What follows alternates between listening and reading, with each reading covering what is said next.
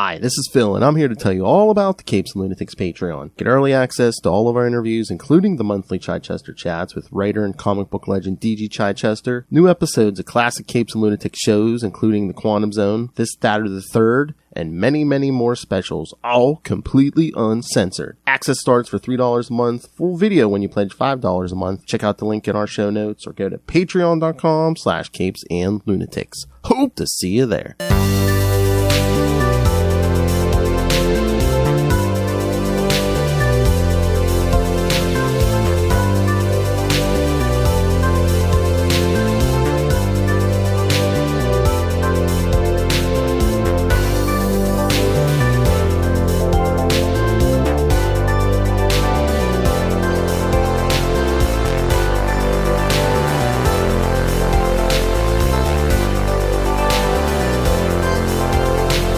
Avast me hearties, and welcome once again to Full Stream Ahead. I'm your Captain Charlie, the Professor Esser, and with me as always is me first mate and skinny rich friend.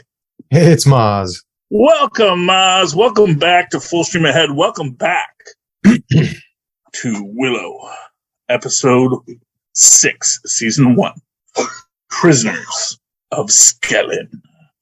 A world of capes and lunatics, gods and monsters and witches and warlocks and demons and everything else. You gotta look for Willow. The heroes mount a rescue mission into the dread mines of Skellin. The dread mines that we will remember earlier. Thraxus Boren, or Thraxus, or something like that. Yeah. Borman. He escaped valiantly, nobly, much as what's his name from Shawshank did. So, just to show you, we are not above borrowing from the best. Our director this week, Philippa Luthorpe, or Luthorpe, if you want to pronounce all the letters. Our writers this week, we got our Hannah Friedman, who is, well, she gets the written by credit along with Stu Solonic. And then we've got our Jonathan Kasdan, who gets our developed by. George Lucas gets to sit on a big old pile of money because this is all based on his characters. And the unsung hero, once again, is John Bickerstaff, staff writer, uncredited. His name is Bickerstaff, and he's a staff writer. Makes me wonder if he's a real person. Like, is someone just coming in here and saying, "I'm not credited, but I was a staff writer on that"? Yeah. Yeah, it sounds like. Remember in The Office? Well, yeah, I guess you weren't a fan, but Jim and Dwight created a fake salesman because they had a cap on how much commission they can earn. So they created a fake salesman to put through their other leads and split the commissions. Why would you put a cap on how much commission a salesman? I thought the same thing. They want to motivate you, but not too much. Yeah, I don't know. I guess doesn't make sense. Yeah, I guess maybe it's to motivate others. Or to make sure that one salesman isn't hogging all the best leads. You know. Yeah, you don't want it to become like a multi-level marketing kind of thing. Yeah. Also, I guess they're creating a market for mediocre salespeople. You know. Yeah. Well, you don't get to be good until you get to be mediocre. Fair enough. And so you got to get your mediocre salespeople through the process, and having them when they get really good, they realize I shouldn't be here anymore. Yeah, well, it is an education, and we made some money. Everybody wins. There you go. That's the circle of life, man. Move on to bigger and better products, or you keep on selling what you're selling. I don't know. I'm not in sales. My mother was in sales. My mother loves sales, so. It should be in my blood, but I am too cautious of a person. I'm not a daredevil. Salespeople are daredevils. They like but you like playing the lottery. Oh yeah, because there's no risk in the lottery. Fair enough. Oh, I guess any risk you assume has already been given away.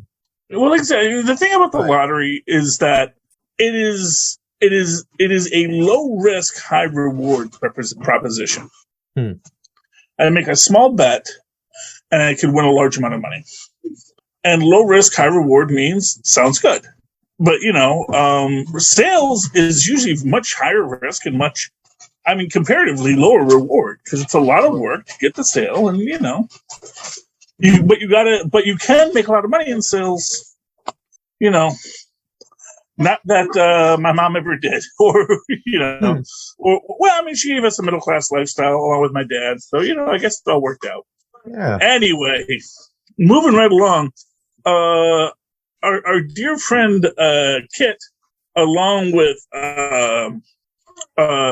Willow Wolfgood, have been captured by the trolls. Mm.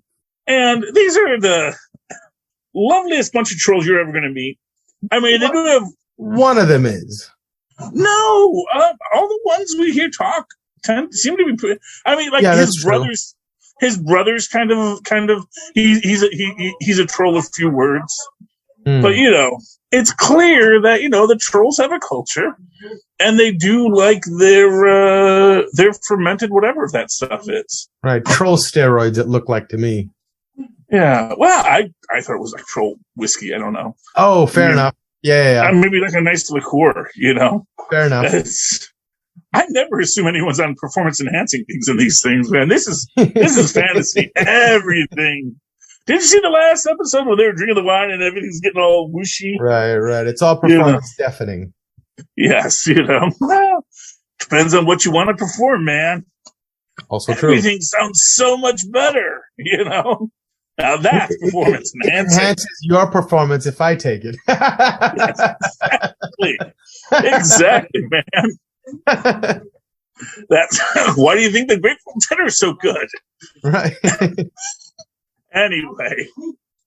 I like that this episode started with Eric wandering in this Neverland, and door opens to this secret lair, and he runs the other way. What was interesting is because I thought they were building up to Eric being evil, and then when he gets scared of that sound and doesn't chase after it, I was like, oh yeah, I don't think he's been turned, and which made me think they're just showing us the beginning and showing us the ride he's going to take until he eventually turns evil. I still, for some reason, feel like they're going to turn him evil. Well, I think what it is, and this is actually one of the most interesting things, and I will tie it back because we get that coda at the end too, and I think that's a very important part of this is what's the voice calling to him. Oh, and it's obvious by the end. Well, it's the crown, obviously, but it is interesting to me because it's all about what path the crone chooses to take, what form, what form will the destroyer take? Will it be, and it's what is going to appeal to you, right? It's more a reflection of you. Which piece of myself am I going to see? But that's the thing. I think it has it's going to try things, and it's up to you to realize that. I don't think that works, Right, and but so it's purposely reading you and trying to show you what it thinks you want to see. Yeah, but people are more complex than that. So this is what I'm saying. I think that its first thing is it does spooky voice come to me, da da da, diddly doodly doo. Much similarly, which we can get to in a bit, that Kit also experiences. This idea of this, how do you, which is one of these questions, like, who really is going to become corrupt? Is it going to be Eric or is it going to be Kit? Because Kit has a heart's desire. The thing for Eric is, I don't think Eric has a heart's desire because he has no heart. It's like he has everything. Like his heart's desire would be, you want to go back home? It's like, yes, I'd like to go back home, Right. He doesn't have a broader, grander purpose. He's just moved by the moment in the moment. Exactly. Which, why what I thought was interesting is in the end, when we see that little portal that's opened up and Kit hears her father's voice, it constantly made me think that's just the crone trying to drag you in. And maybe that's how you get to wherever Eric is. And if that's true, maybe Mad Mardigan will be in that other Neverland world. And when he's about to release the crone, he'll come up and chop his hand off or something. It's an interesting And then he'll question. be like, oh my God, my son, Yeah. Well, here's just the reality of things. I don't think we're going to see Mad Mardigan, obviously, because, he did come back in Top Gun. So it's not like they couldn't have him show up. But CGI can do cool things, I think, They can. I mean, they really can. They can do some really amazing things here. But they'll do something small if we see them at all. But I think, because here's the thing. This is one thing about real estate. This is episode 6. We've only got 2 episodes left. I don't think they tie this up in a bow. I think they leave this on a cliffhanger. Yeah. I think this ends on a big cliffhanger. Maybe we get like one step forward, but it's like there's still going to be so far to go, Yeah. Which is exciting, but also worrisome for me because, I mean, I really enjoy this show. I really like how they're exploring this world. I just don't know if it's getting the numbers that it needs, that it deserves, because I think it's a good show, but I think it's just a good show, and without someone being mad at it, without someone I kind of feel like if they tried to like do more with the Black Hole series at Disney, and that's an old sci-fi space opera they did years and years and years ago, one of my favorites, it would be good, and people that liked the Black Hole would watch it and go, wow, this was really fun. This is a great revisiting of these ideas and these stories, and I like this universe. But there's not going to be something in it that's going to drive people crazy enough to be mad about it. Because its fan base is... That's just a measure of success with the online troll community. I don't know if it means anything for real whatever. Well, no, because the issue is that for people that are watching it, so the people that want to watch Willow, probably going to be people that enjoyed Willow. Yeah. But Willow was never that popular of a film. It became a cult classic, sort of in the realm of... That's the thing. What was it? The Dark Crystal? That did well on Netflix. I think those same people that watch Dark Crystal will watch this and be perfectly satisfied. And I think we will get picked. But how many seasons did Dark Crystal get? They got 2 or something like that? I don't know how many seasons, how much more story can there be to tell? I think, I'm fine with this being like a limited run kind of thing. It might have a season or 2, but like, I guess you could take the story in unlimited number of places, but would it start to run the well dry of the nostalgia where, I don't know. Well, yeah, but the idea is you never want to be building on nostalgia because nostalgia is sand. Yeah. Well, I guess, but why not? Hey, we've been bleeding the hell out of that pig for like the last 20 years. Everything's been member berries. Yeah, but to get you to buy it, not necessarily to get you to keep watching it. So it's like the MCU. The MCU is not just, first off, even if you're a fan of Marvel, they're always changing things. They're always making things new and different because they know if all they gave you was the things you already know, you wouldn't be that interested. They have been giving 2 new and 2 different recently, so... Yeah, but I don't think that's something to worry about. But that's something we're going to talk about. I don't know. I appreciate it. I'm really happy that it's just a nice, well-told story with interesting characters, and there's no drama. There's nothing. There's no purposely trying to point at a certain sect of people or whatever, or like poke at a certain sect of people. It's just like, hey, can we just tell a good story? I'm glad there's no noise. Mm-hmm. Well, and that's good. But the thing is, and this is always the thing, and this is kind of my point. This has always been my point with Velma, is that the point is engagement. If you don't engage an audience, it's hard to profit from them. That makes me sad. Well, yes, but I don't think that's the way things should be. And But you know what? But here's the thing. If you don't inspire passion in people, you're not going to get their money. Yeah, no, but passion can be done by doing good work, not by necessarily. Oh yeah, you can do it. You can do it, and I think you. Yeah. But the thing is that it has to be. That's the thing. It's like Willow is good work, but the people that are moved by Willow have already been moved by Willow. Like if you want to build, you've got to stir up passions in such a way. No, and I think don't do it artificially by creating. No, it's not being artificial. And here's the thing. I think it is what it is, and let the art speak for itself. It'll earn what it merits, and that's that. Well, that's fine. Getting back to it, what my actual point is I do think they are trying to spark passion. because just the ambiguity of the crone in this, where they're trying to do, the old, Sauron was right, fanfic of the Lord of the Rings, that, that for a lot of people, maybe defeating the crone was not the joyous, hurrah for the king moment that it is, because, oh no, now we're still maintaining the monarchy, we're still maintaining all of these institutions that for the serfdom maybe is not the best thing. And so,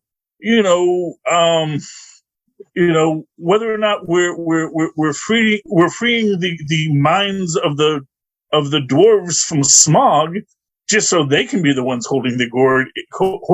I know, but maybe that speaks to some people will always be conquered.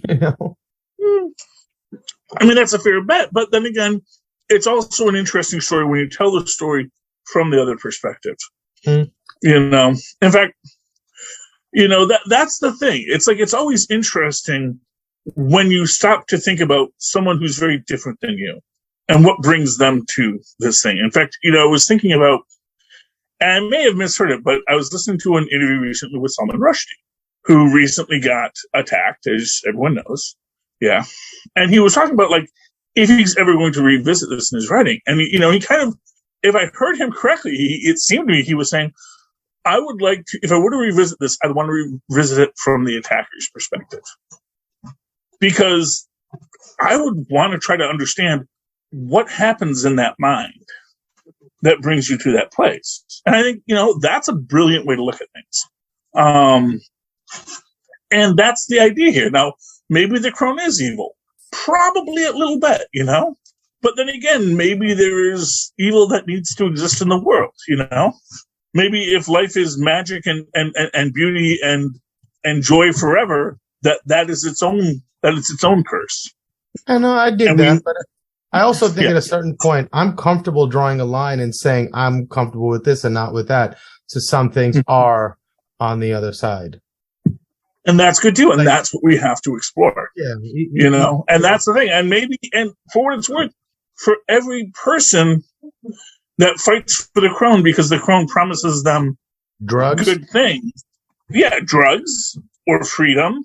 And you think about that when you get to stories of, the rise of white supremacy or any other group like that, where it's like, you're marginalized. You don't want to work for that man. Come and we'll make you powerful again. We'll make you truly free, without ever really asking, well, what does freedom mean? And what is the responsibility of freedom? So, maybe that's who the crone is. Maybe the crone is just a brilliant politician getting all these displaced, rabbled people to sort of organize for them without ever really giving them what they need to survive. So it's a possibility. Lots of things to do. Anyway, back to the actual story. So they're in captivity and they meet this other prisoner who claims to be Mad Mardigan. And what I thought in that moment is like, my God, when they cut from Kit to Allagash and back to Kit, I'm like, oh my God, she looks exactly like his character in Robin Hood. The same haircut, it's like, oh my God. And then they played the little joke, I am your dad. I'm like, yeah, you could be. And to be fair, she hasn't seen her dad in a very long time. Right. But, obviously, Willow knows it's not. Right. I just thought it was funny how much she looked like his character in Robin Hood, and that they made the little joke that, hey, I'm your dad. I'm like, huh. Yeah, whatever. But I did like it. It was neat, and it was, and I gotta tell you, man, it is interesting, the interplay between Allagash and Thraxus. Borman, it's Borman. I really thought Borman it was Thraxus. Borman's episode. Well, this is one of the things I found most interesting about this, is that in the end, as they're both being led by Allagash and Borman, and they think they're going to get out, they actually wind up both being taken to the chamber, because at the end, neither one is truly trustworthy. Neither one is actually here to help the others. they want to be the hero. They want to find their way to be the hero. Yeah, this whole time they make you fall in love with Borman because he's so fun.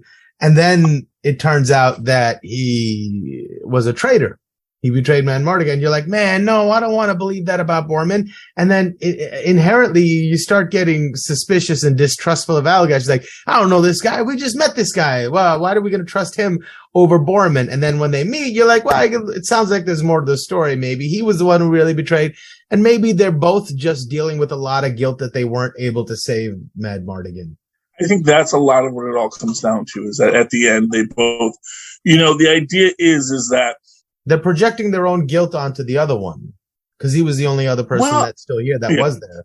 Well, that is the thing that I think, that is where Allagash tells Kit at the end, that I think Kit completely misses the point on, which is that, he wanted us to protect you because he knew you would protect the one thing that was truly important, which is Elora Danan. She's the chosen one, Mozz. You can't roll your eyes when we have a chosen. No. I'm rolling my eyes at Kit because as soon as that happens, I'm like, oh boy, here we go back to your emo, selfish ways. And lo and behold, she does not disappoint. Yeah. That, I gotta tell you, that thing that they're standing on at the end, it is the most fascinating substance because it's clearly not ice.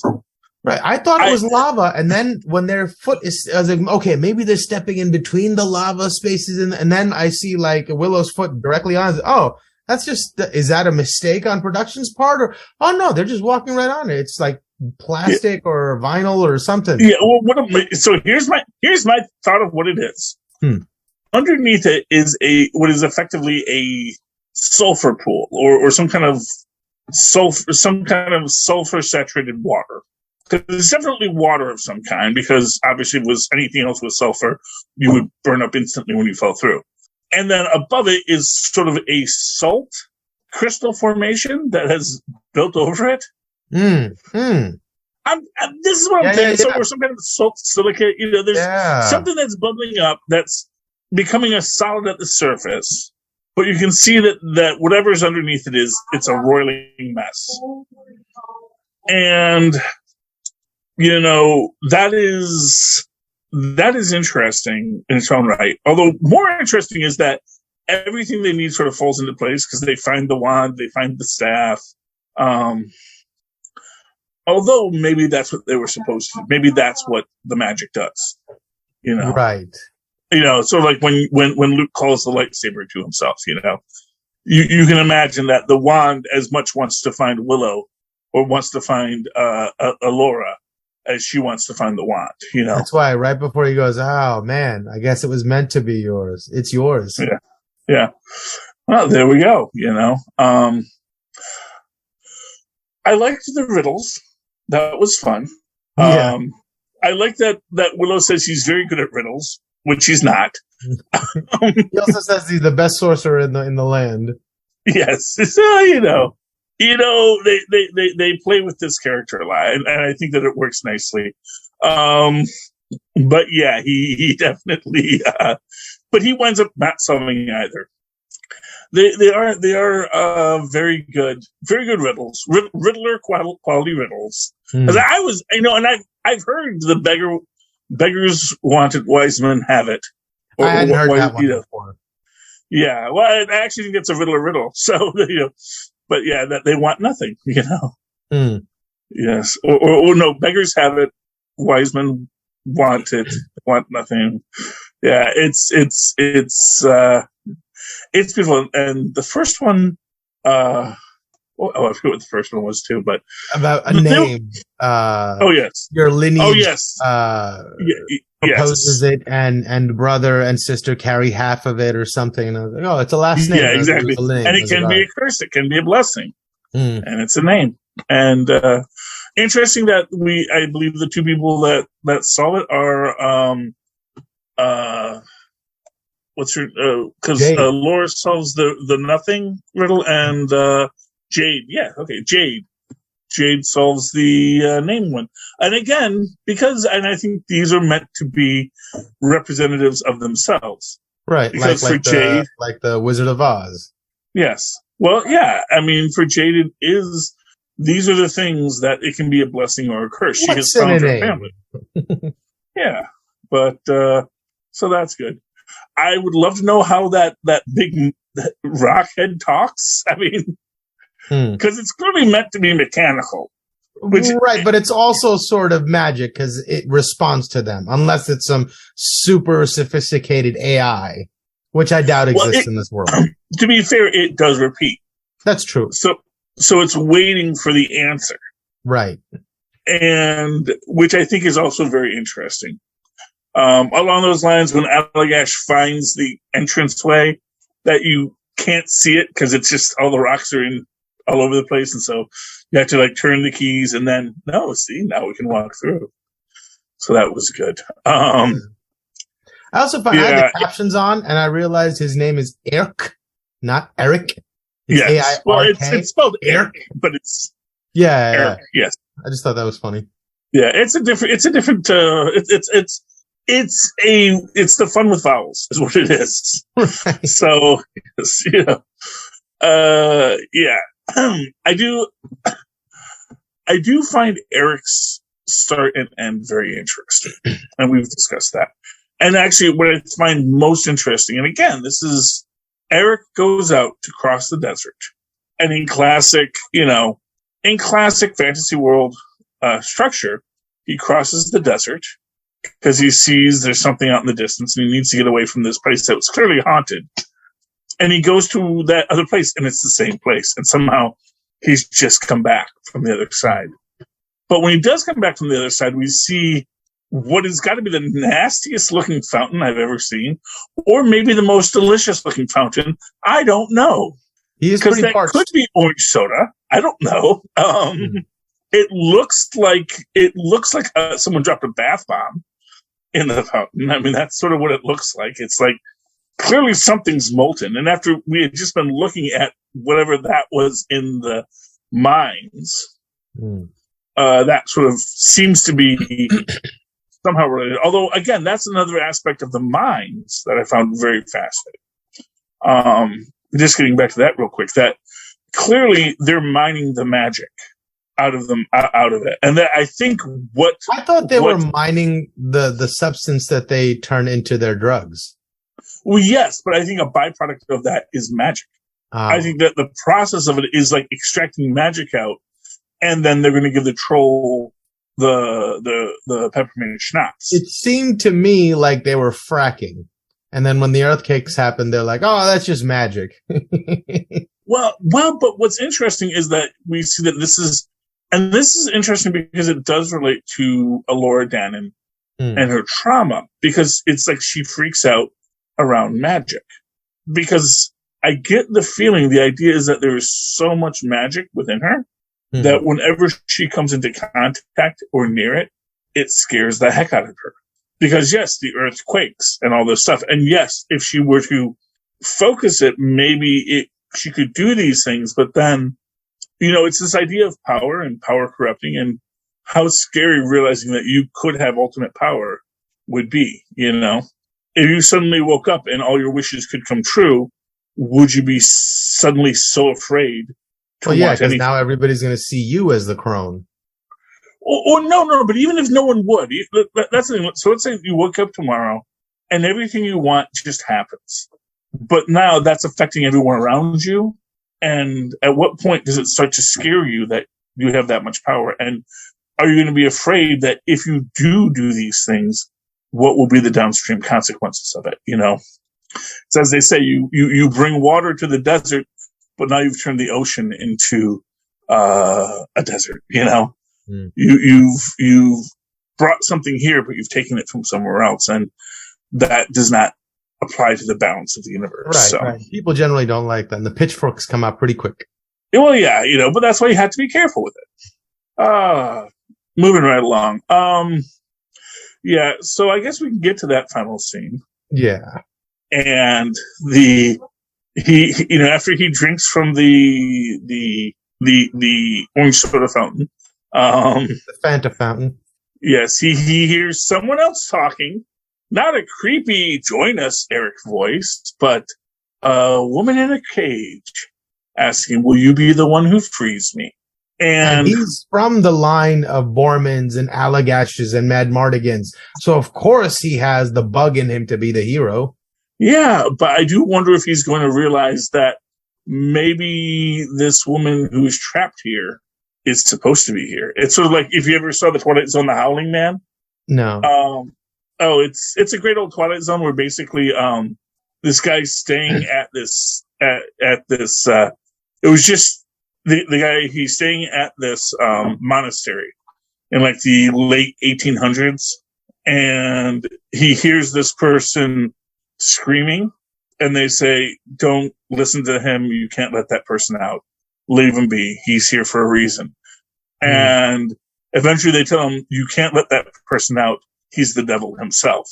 We managed to trap him here, but if he ever gets out, he's going to destroy the world, because that's what he does. He's the devil. And of course the devil or the guy is like, no, what are they? They're just crazy monks, man. Religious zealots. You're a man of the world. You know that these people are crazy. And, and basically, of course, eventually the guy lets them out. And then, he goes out and starts World War I, World War II, Korea, Vietnam. And then he finally gets the guy trapped, has to call the monks to pick him up, leaves a maid in charge of it, and of course, wackiness ensues. Because at the end of the day, when you find someone trapped in the castle, be very certain you're supposed to let them out. Sometimes you should. Go up on Super Mario, that's in Zelda. That's what we're supposed to do. Yeah, but it's like when Rick and Morty find the retconner. It's. We can let him out. He's the one person that can defeat them, but all I'm saying is this series is Homer Simpson. This is our Kevin Malone. I don't think he's going to be smart enough to figure out what's what. Yeah. But then again, if you can't figure out what to do, maybe the best bet is not to do anything. Right. I'm just saying I don't expect that out of him. Obviously, that's what he should do, but I think he's too dumb. Yeah, that's a possibility. We do see him reaching for it, but to me, it's like, this episode ends on such a cliffhanger because we see Kit is in the pool and probably dying. And we see him reaching to unlock the what we assume is the Crone's cage. So when we next when we next come back, I don't know what we're going to get. And I worry for it. I worry for it because, it could be anything at this point. I was just glad to see Kit get a little comeuppance. Good for her. Well, yeah, not for nothing. She has been a bit of a pill. I mean, they're going to get her out. I don't want her to die in there, but I want her to be scared a little bit. Yeah. Well, I want her to understand that her actions have consequences. All right. Any final thoughts on tonight's episode, Mozz? No, I'm excited for the next one. Me too. And only 2 more episodes, and then we're done with this for a while. Hopefully we'll get season 2. We may or may not, but just dropped today after this. We've got The Mandalorian on Wednesdays. Yeah, indeed. Mandalorian and Grogu are back, and they've got lots to do. All right. Hey, ladies and gentlemen, if you like this show, if you like any of our shows here on the Capes and Lunatics Network, why don't you write us a letter? You can send it off to CapesandLunatics, all spelled out, at gmail.com, or even call us at 614-382-2737. That's 614-38-CAPES, and leave us a voicemail, which, if you like, we'll play on the air.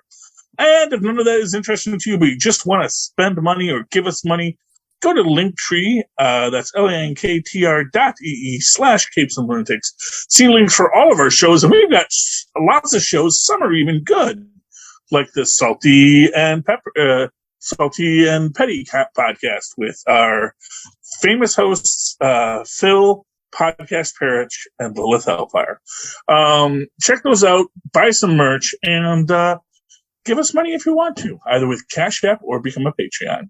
And Mozz, if they do all that and still just want to connect with you, how can they find you? Oh, they can email me at mozzmanzor@gmail.com or find me on Facebook under Mozz Manzor. That's MOZZMANZOOR. And, of course, you can always write to me in that old-fashioned email way, the way our mothers and fathers once did, at superconnectivityblog@gmail.com. That's superconnectivityblog, all one word, at gmail.com. Of course, follow me on the Twitter as I live tweet things when I feel like it. At Charlie Esser, that's CharlieEssser. Look for the two E's in the middle. For quality. Ding. All right, me dear passengers, you've come to the end of another raucous ship sailing down the bounding main of the internet. We hope you've enjoyed the show, and we'll come back next week as we once again sail full steam ahead. Arrgh.